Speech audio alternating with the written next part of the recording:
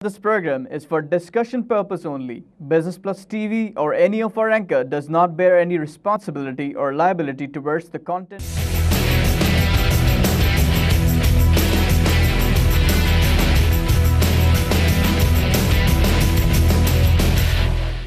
अस्सलाम वालेकुम नाज़रीन, मैं हूं शुजात मुबारिक और आप देख रहे हैं प्रोग्राम आप और कारोबार।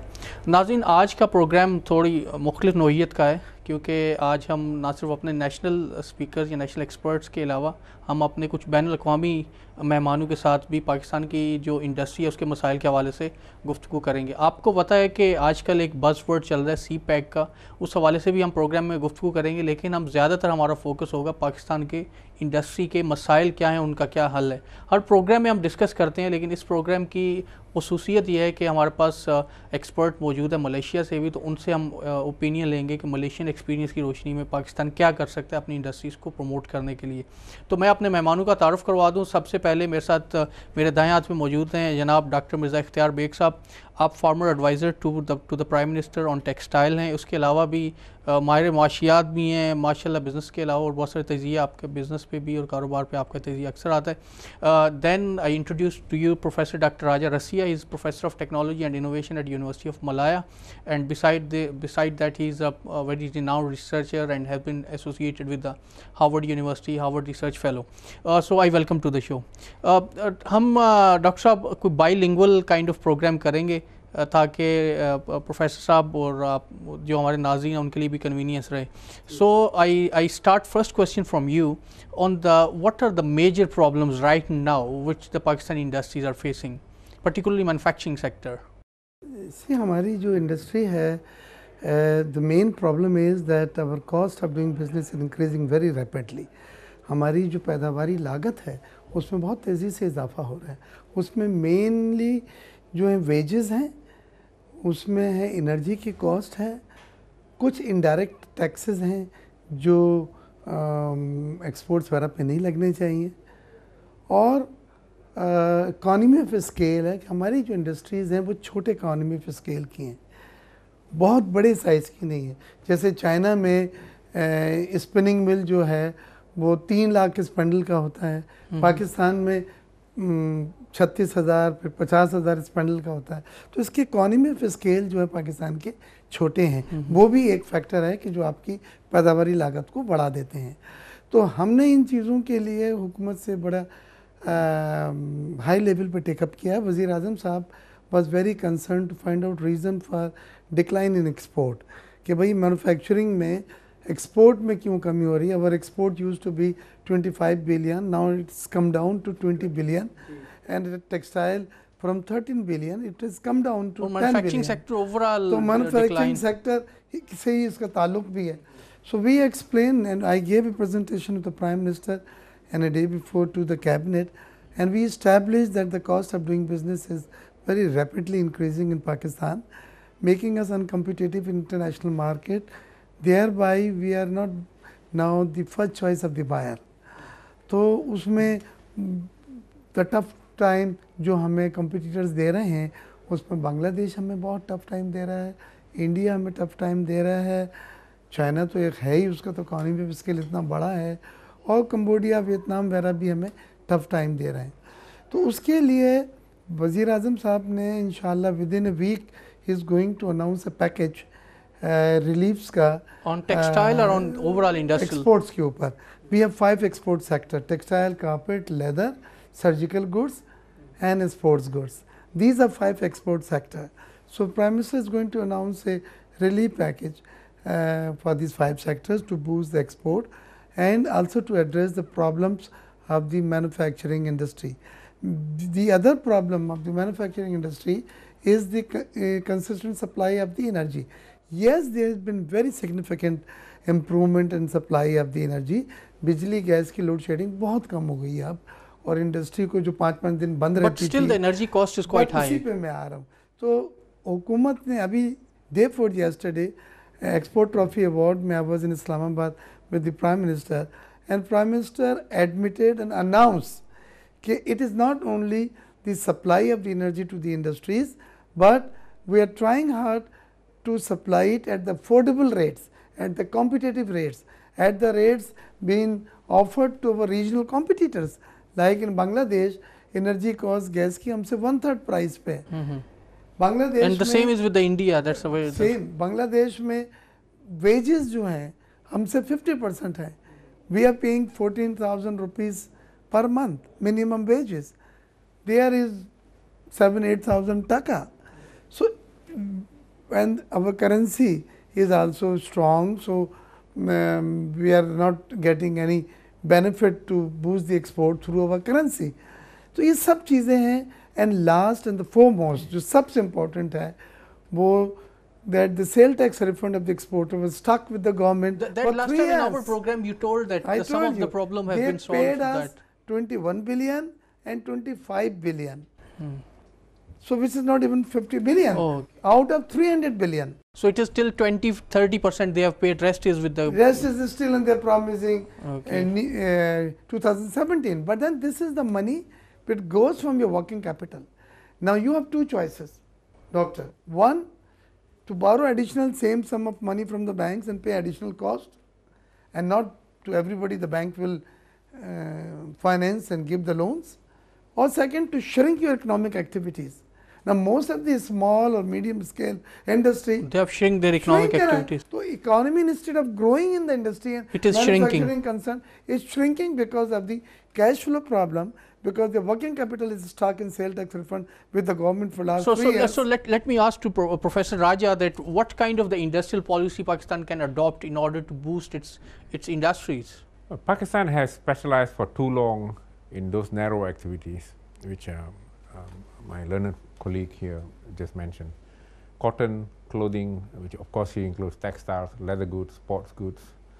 Now, if you continue to specialize just on this, facing an environment, to some extent Pakistan is facing Dutch disease because of remittances back. The rupee is high not because you have competitive industries. Pakistani rupee is high because lots of remittances coming on, and that keeps the currency high. It keeps the currency high. That makes this industry less competitive, knowing that much of these industries worldwide are in low value added activities. I feel that industrial policy should have focused on transforming from such low value added activities, not that you abandon it, you transform within the industry itself, move on to, say, if you're talking about clothing, to radioactive resistant garments, say, that soldiers use. South Africa specializes on that because South Africa doesn't have the competitive advantage to compete with Chinese clothing. Now, that's one intra-industry value added. Even if you make soccer balls, Pakistan is quite known for soccer balls. And you move to other industries, and I know quite clearly, last year I remember when I presented, early this year, March, there's an interesting paper by Irfan on tractors that can do everything, harvesting, plowing, everything. And he makes this comparison with even tractors produced in the US, in Europe, and in Asia, and he finds unit cost the cheapest. In Pakistan? Durability also the highest, unless the statistics, but it's in the paper, it's going to be published. It may be in the Lahore Journal of Economics. Now, do we have an industrial policy that talks about transforming this viable option that this industry has come up with for it to be marketed? Now, I'm not surprised that Pakistanis have made this because Pakistanis engaged in research are world class. So when he was presenting this, I wasn't surprised. But is the government giving privilege to them? Is the government assisting them marketing it? Of course, for some reason, we made the mistake of having this feud with India. So even though they have a large agricultural base that you can export this machine to, but that sort of link doesn't exist. But you can surely export to so many other countries, Africa and so on. That's an example I'm talking about. In other words, countries that have industrialized successfully, we were dealing with Korea and Taiwan in particular, even though Pakistan's population is much larger than them. They've moved on to make super tankers. They've moved on to make cars at world-class cars. They've moved on to shape the frontier in memories, in mobile phones. Korea we're talking about. Now, we have such expertise. The Koreans brought back those experts from abroad. Pakistanis of such standard and even higher are in science parks in the best places in the world. And in the world? Yes, even my own interaction with this guy who's a physics professor at Cambridge Science Park, he's still passionate about Pakistan. You understand? So industrial policy should focus so on these people things. are there, they are willing, they have the relevant acumen, they want to come to Pakistan, but the government has to take some policy measures in order to bring them back and to work on the value addition. This is your point. My point is, I haven't talked to them about going back to Pakistan. I must be honest on this. But what I've seen in them is the passion of Pakistan, their country is there. This is the first step. Has the government connected with them? This is what Taiwan and Korea did. They went and approached the diaspora who have the tacitness, with the experience, the networks into markets and so on to move. Now that has now snowballed into the sort of industries that they have. So all I'm saying here is, unlike the desert-based countries like Mauritania, Mali and so on, Pakistan is not in the same league. Pakistan has about 20% of them are world class if you're looking at the labor force. So you need to talk about these industries too. And my colleague just mentioned that these industries are also not competitive because the wages, you cannot compete with Bangladesh, certainly. You cannot compete with Bangladesh. But should they go and compete for that sort of work? If you want high wages, I like high wages. I don't like a society that's very unequal. You need to be specializing in high value added activities. And about 20% of the workforce can support that. So I feel industrial policy need to focus on providing incentives that can stimulate this upgrading. But there must be monitoring, otherwise there will be dissipation. And at the same time, SMEs need to connect with science parks, with industrial So Prof, this, can you tell me that this particular incentive should be focused on the industry, or it should be across broad based to all of the industries, or the government should focus a particular industry? The government can do two things. If I use the examples I've seen, you can have across the board incentives, which is not going to touch much. It's like throwing stones in the ocean. Because you need to have not just an incentive, you define, if you have this, you get this. You must approach. The initial stages require a lot of approaching. Because industry need to be confident that the government will stick by its rules, that the government would indeed give these incentives over this period of time. And it will be fair in allocating it. It will not prefer A over B. You understand? That sort of thing must be established first. So you need to focus first. Because resources in a country like Pakistan, which today has a lower per capita income than even Bangladesh, you require to focus in those industries where you think you will succeed. There must be a roadmap. There must be a roadmap drawn from participation of experts who know value chains, from the scientists and so on. So let me take the view that what the government is doing from Dr. Ikhtiar Beg, because he has been with the government talking to the Prime Minister and the Finance Minister and all those peoples. So what the government is doing to devise the industrial policy? Are they trying to inculcate all of the steps which Professor Raja has mentioned? See, right now there are some priorities of the government. जो तरजीहात हैं उसमें China wanted to shift its manufacturing concerns in countries where labor is cheaper than China, where skilled laborers are available, and infrastructure is at par to manufacture goods which are becoming uncompetitive to manufacture in China and to export it using their own marketing network. China का तो marketing network पूरे दुनिया में है ही, right, बिल्कुल सही. Now China when they are making the goods in China, within China, in some of the products, some of the ranges that's include textile, they are finding is hard to compete. So they want to outsource. So they wanted to move, not outsource. Okay, they wanted to move, relocate their own relocation of industries. Okay, so they want physically. And this they is want the to policy of China for relocation of industries, and Pakistan should try, and Pakistan is trying to have the maximum. So this can be an opportunity for the Pakistan, don't you think? That's what I'm saying. So how the relocation will help Pakistan? Number one, that the orders are there already. Marketing network is there. China is going to supply you supervision to produce quality stuff in an efficient manner. Okay. Right. Now, when you get all these things, your cost will go down. And Chinese industries, they have a bigger economy of scale, we call it a large economy of scale. So their production cost will, in any case, is down. is So lower than you're others. saying that since So they this is a very good opportunity. ये पाकिस्तान के लिए एक बहुत अच्छा मौका है कि relocation of Chinese industries जो वो competitive नहीं वहाँ पे feel कर रहे वो हम अपने यहाँ बनाए. And Pakistan has announced 7 special economic zones across the China-Pakistan economic corridor, and these industries, Chinese are taking zones to move those industries. They have not yet In announced, fact, let me but they are working clarify on one it. thing. Whenever we talk about the CPEC, about the industrial zones, people have various misconceptions about this project. That this project is the China can be like East India Company and these kind of the silly excuses. Now, can you explain that what is the benefit to the Pakistani industry with this CPEC project, and then how the China is getting I'll benefit? tell you, this is totally misperception. People was talking CPEC is nothing but the government is taking $46 billion loan from the Chinese government at a very high rate and will be a debt burden, and everything will be mortgage and pencil and rubber, and a scale will come from China and our industry will be collapse, will close down. This is nonsense, absolutely nonsense. Now, we are into a project with Chinese company, and Chinese bank is financing, ICBC bank.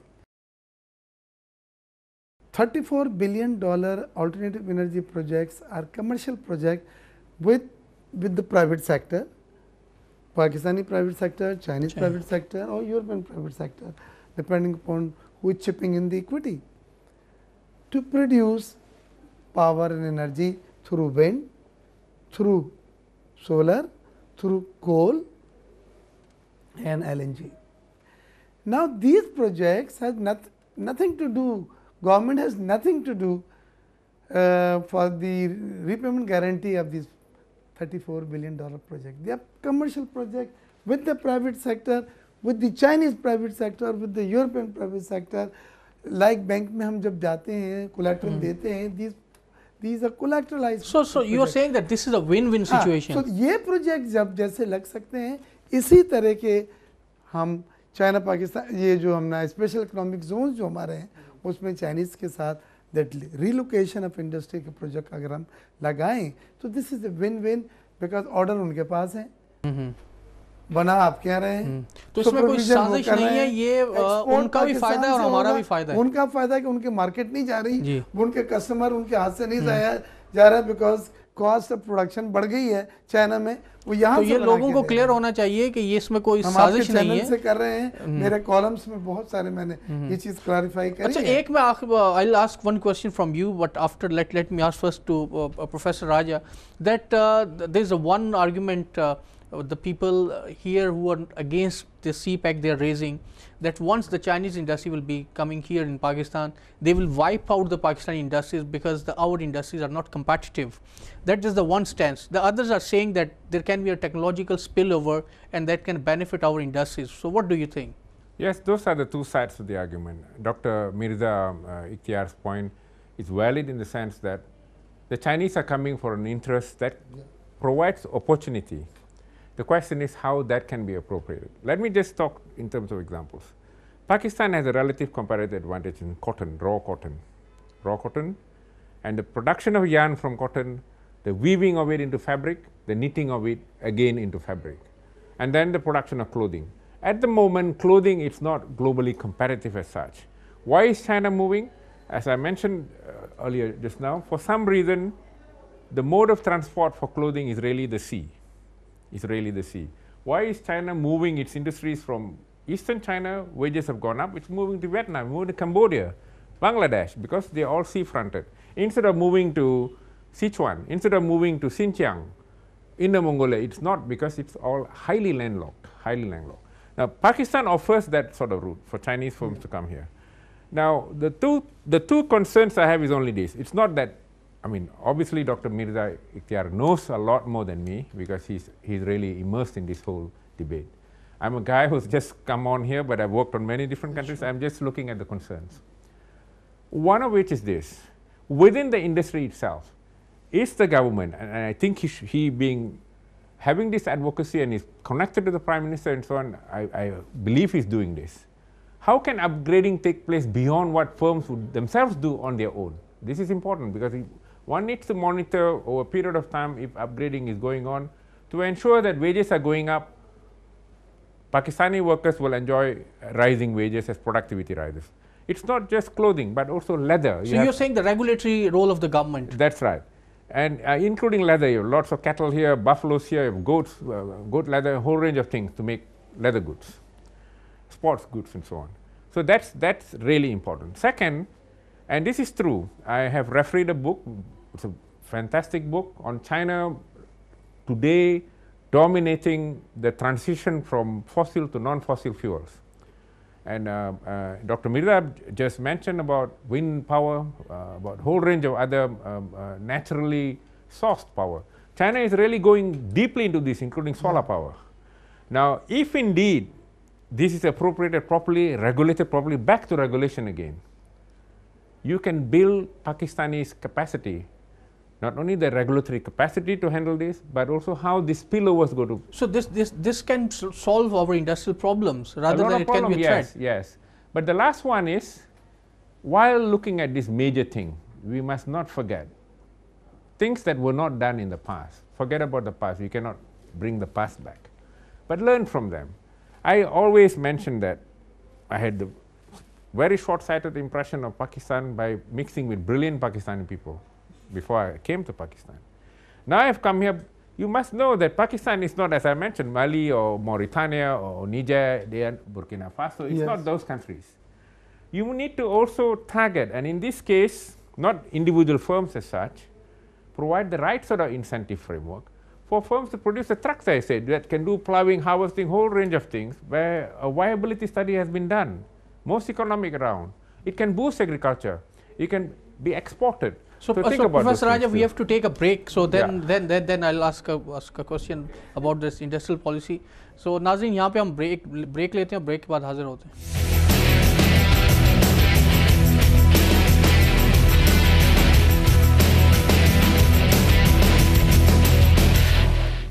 Nazrin, welcome back. And before the break, we were discussing about the industrial policies of Pakistan. I'm sorry, we have to be bilingual sometime in the Urdu and English, and it has become the English kind of the version. But anyway, before I come to you about asking the industrial policy question, again I go to the Dr. Ikhtiar Beg and I ask that it is normally said that this CPEC is a brilliant project, but the government has remained failed to communicate its benefits. Is it true, or this project is a project which is a game changer, or the government remain failed? What are the reasons that why there is a confusion among the people? Yeah, I agree with you to a certain extent that the government has not been able to share the information with the masses, with the people, with the stakeholders, and that is why there are some ambiguity, there are misperception. Some people have reservation because things are not clear. So I think the government should have more and more seminar, workshop, conferences, lectures on CPEC from various angles. They may be critical, it's fine. But then with those information, majority of those contents will clarify the misperception of the stakeholders about CPEC.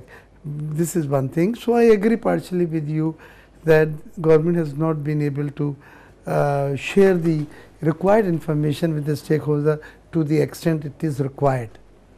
But yes, this is true. It is going to be a game changer because the whole region trade will be going through Pakistan at 1/3 of the cost and 1/3 of the timings, with trillions of dollar trade, and second stage will be energy hub. So the supply of the furnace oil, LNG and all will be going through Pakistan to China and other places. So these are the things which are not on a short term basis. ये जो चीज़ें हैं वो long term मंसूबे में आती हैं. तो हमें थोड़ा सब्र करना होगा, ये नहीं कि हमें जंपिंग टू कंक्लूजन नहीं करना चाहिए और हमें पॉजिटिव सोच करनी चाहिए, क्योंकि पैसा उसका लग रहा है, प्रोजेक्ट उसका है, असल में हमारे अगर कोई अच्छा काम भी हो रहा हो तो आमतौर पे ये होता है कि अच्छा काम अगर हो रहा है तो लोग शक की निगाह से देखते हैं यार कि वजह क्या है. So we need to clarify to the people. We should have trust and confidence on our people, on our policy makers, on our government and on our self. ये लैग करता है पता नहीं क्यों. और मे बी बिकॉज के in decades you get such project, it's not everyday project. ये सदियों में और सालों में जाके इस तरह के कोई दिहाइयों में ये प्रोजेक्ट आते हैं. सो CPAC आया है और मैं ये समझता हूँ we have to grab this opportunity, we have to capitalise this opportunity. We should remain while remaining positive. We should get more and more information to clarify the doubts in the people minds. लेकिन ये इसमें कोई शक नहीं है कि इस project से जो हमारा पाकिस्तान की इकनॉमिक रिवाइवल होगी, जो इकनॉमिक बूस्ट होगा, जो रीजन में पाकिस्तान एक पिविटल रोल प्ले करेगा, वो अनप्रेसिडेंटेड है, वो आप सोच नहीं सकते. So let me ask to Professor Raja, the Malaysia has been also on the same route. They adopted a very good industrial policy. That's why their industries grew. Of course, beside a lot of things, its industry has grown by leaps and bounds. So, what were the industrial policies and what the lessons Pakistani industries can draw from the Malaysian all of that trajectory? And for particularly the Malaysian, you mentioned in one of your talk that Malaysian went with an agreement with the Japan for construction of a bridge. So that was a kind of agreement which in fact boosted up the construction industry of Malaysia itself. Yeah, to use the example of Malaysia, Malaysia has been successful in some industries like construction, not very successful in other industries. We're talking about construction. Tun Mahathir did a great job of ensuring that they took this Japanese to build the North-South Highway. The agreement required working with a national partner. And the agreement was such that there was a lot of learning for the national partner, United Electric Engineers Malaysia, UEM. The Penang Bridge, they work with the Koreans, Hyundai, which also produces cars, they work with them. Again, the same sort of arrangement. Now, the result of that was the development of United Engineering Malaysia and a whole range of other construction companies that build major highways now in India and many other parts of the world. Now, do we have that sort of participation by Pakistan in construction when you're talking about constructions coming in? If they have, then it's fantastic. Because the way I've understood learning in construction, a lot of it is just learning by looking. You go and see how tunnels are made in Switzerland, get the manuals how it is done, get their drawings, adapt. If you want to see how certain roads are made to ensure flash floods don't create floods, we have done all that there by looking and adapting, using very experienced engineers and getting the most hiring designers and architects. That's all. In other words, you have construction companies that are not creating huge factories. Bringing people together is the expertise, and they are billionaires now. A lot of them become billionaires. Very successful. But I think if you're dealing with just manufacturing, construction is important for Pakistan. Definitely it's important. And if you can develop national players, the environment must also be such that we don't want those guys who, it's like today, I mean, I like one of the point that Dr. Mirza Ikhtiar mentioned, but that really requires this. Do we have a plan? The impression I got from Asadoma yesterday, we don't have a clear plan, a study to see how CPAC is going to evolve here, that the masses, the public have seen. Yeah. Now, successful countries have that. The industries in Malaysia that evolve that sort of way have monitoring to see these things take place. You need to develop that. While I'm really in, as Dr. Mirza himself mentioned, I'm fully for foreign direct investment coming in, fully in. But the question is, how do we leverage and make the best out of it for Pakistan? That's important. That requires a profound report that not only talks about these are the things, the benefits that Pakistan will get, these are the industries that we can go into, this is how the different phases of the infrastructure will be built. We also need to see over a phase how much of learning will take place, how much of upgrading will take place. We must also see what this would mean for Pakistan's GDP. All those projections are important. Have we done that? Assad gave me the impression no. I think we have to work on those things. Yeah. So, okay, are we ready to capitalize the opportunities of the CPAC? See, we are already into this project. Ready or not ready, I think. No, the opportunities which will be coming from that project, because I'm raising this question because a lot of people, a lot of experts are saying that the road is coming from the Pakistan, but we have to do a lot of things in order to capitalize the opportunities which are coming from that project. So are we ready to do that? I think let me explain you a little further. There are two parts of CPAC. One is the core CPAC projects, which are alternative energy projects, $34 billion, and then infrastructure in Gwadar Port project, $12 billion. To implement these projects, I don't see any problem. It's very clear to the stakeholders, to the government. Energy definitely. And they are already moving on as per and this schedule. The government and the people are ready to get the benefit. The plans are there in the pipeline. We have invested. Okay, so the investors are there. Now, the second part is the ancillary income or benefits from this project, which are like special economic zones, export processing zone, development of Gwadar city, high rise, and they say it will be like Hong Kong. These are ancillary benefits which will come in a second phase once the first phase completed. Second phase, even I myself, I cannot quantify you how much and what benefit and when we will be getting it, because they are not very clear, but they are related to the core project. कि core project होने के बाद फिर जो चीज़ extended शुरू होगी, offshoots, वो second projects हैं जिसमें इंडस्ट्रीज लगेंगी, न्यू जॉब क्रिएशन होगा. But we just said with CPEC project will be having 2% additional GDP. So our GDP, if it is 5.5 now, we will be having 7.5% GDP. But that 2% increase in GDP is based on those ancillary benefits of the core projects of CPAC. वो अभी आप quantify नहीं कर सकते, but projects हैं, क्या पता आधी % बढ़े जीडीपी, 1% जीडीपी बढ़े, it can be 1% enhancement of GDP. So it depends upon the strength of your main project. How people will invest, how soon they invest, which industry they will invest, whether it is going to be a foreign collaboration, whether it will be relocation of industry. I just interject what Dr. Mirza mentioned. You use input-output tables to make these projections, because it's not just about the industry that you have. The important point you mentioned, you must see the input-output coefficients to the other industries when investments take place in, say, infrastructure. When investments you will be using more vehicles, like Gandhara Nishan, if they are producing heavy vehicles, it will help to boost other industries. They will be producing 2,000 now. There will be taxes on you can still do projections. So, but my point is that if there are a lot of benefits of this project, why the government is not going to develop a comprehensive document on this project, and let the document share with everybody? Planning is handling CPAC. SN Iqbal is the Minister for Planning, is handling CPAC.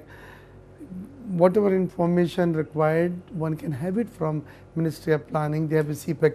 But in fact, I don't know that whether I should mention the name of any. But the second phase details are still not so clearly available. I am admitting, as they are available for the core project or the first phase project, and we have to also see. We should not doubt when we are sure about the first phase, we should also be sure about the second phase, but it may vary. You may not get that quantum of benefits or economic boost as I'm expecting. So, it can be little less, it can be little more. I will be asking you later on that if it is so much beneficial for the Pakistani economy, my point is that why the government is not properly propagating to the people of Pakistan, who are the major stakeholders, like why the government is not coming to the universities, why they are not addressing that CPAC has become a household. Assalamu alaikum, walaikum salam, then third sentence you talk about CPAC, the fourth sentence you talk about CPAC.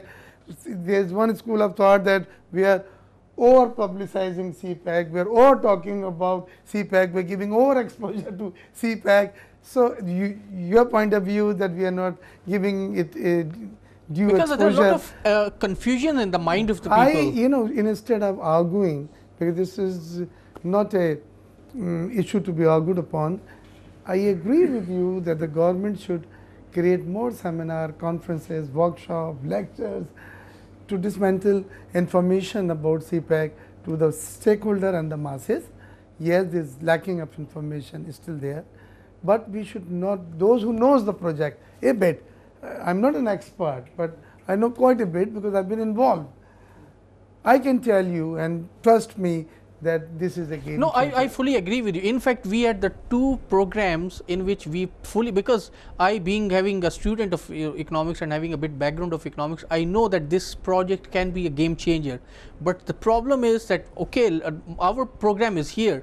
The government or their representative can come, they can come here, they should remove the confusion from the mind of the people. So let me come to the Professor Raja asking about the role of the academy in such of the projects, because normally it is said that the academy has a very vital role in any of the economy and any of the society. So what the Pakistani universities and Pakistani this academic institutions can do in order to capitalize this opportunity of CPAC?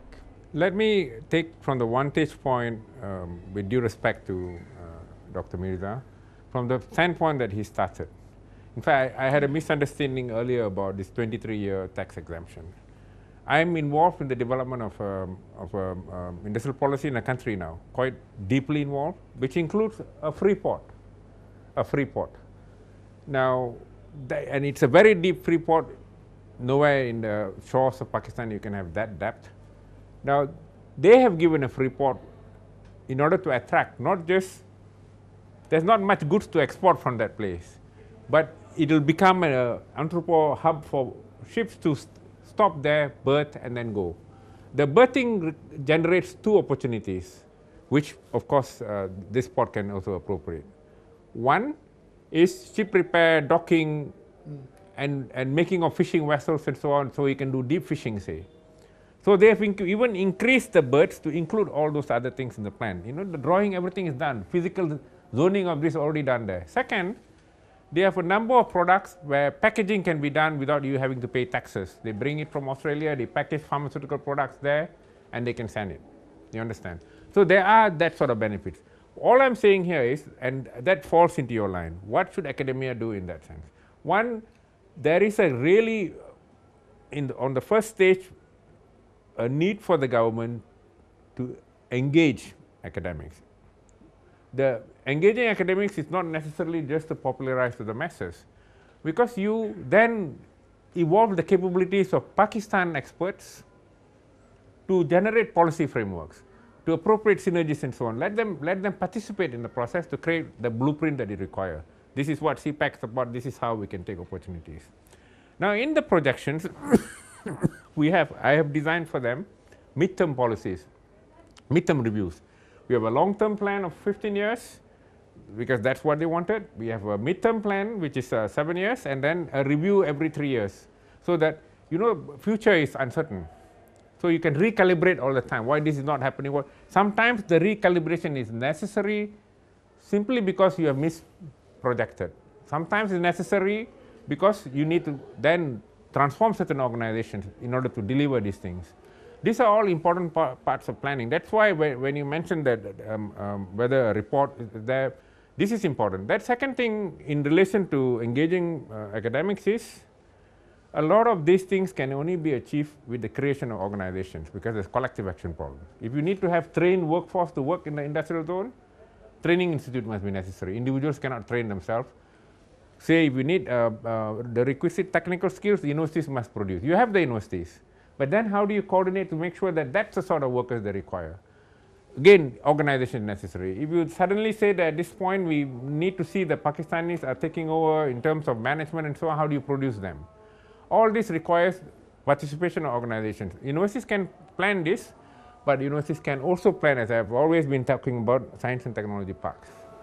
I will just like to, Mr. Raja has very rightly pointed out, at the seminar it was raised, the government is also arranging some language learning courses of the local people in China and Pakistan. Okay. So the communication issues, somebody said that if you bring the supervisory stuff Supervisor from China, and if they cannot communicate, how the Lesotho. hell will these... I mentioned it, Lesotho. yeah. The So- moment you angry is cold, then only they know the supervisor. Not. Okay, now they are doing courses, and the province of Balochistan is fighting to have more share of their Balochis people, local people, to get those language courses to understand and get more job opportunities in those zones and Gwadar Port and also. Government is working piecemeal. Yes, I agree with you, and I repeat that the sharing of the information is not very effective for the masses and for the stakeholders, and that's why there are many doubts, like you, like many others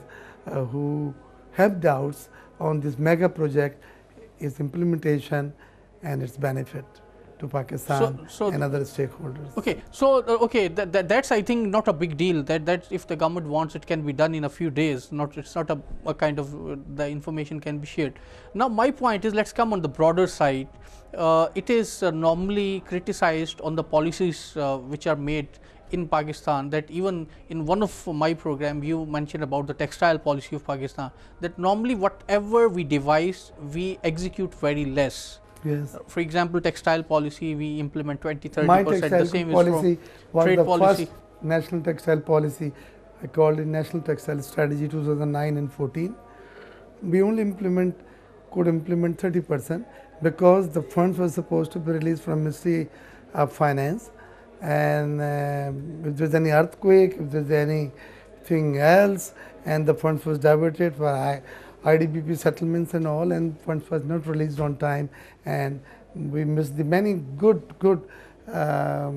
initiatives. So what the government can do in order to prevent this? So I told them that every year in the budget they should disburse that sum of money which is allocated against those policies to Ministry of Commerce, to State Bank, to TDAB, and let them release it at the time as and when required. Not every time Ministry of Textile or State Bank or TDAB write to the Ministry of Finance to please release us 20 billion and they give you 4 billion and they say next week we'll release more. No, you don't work on ad hoc basis such policies. This was the National Textile Strategy.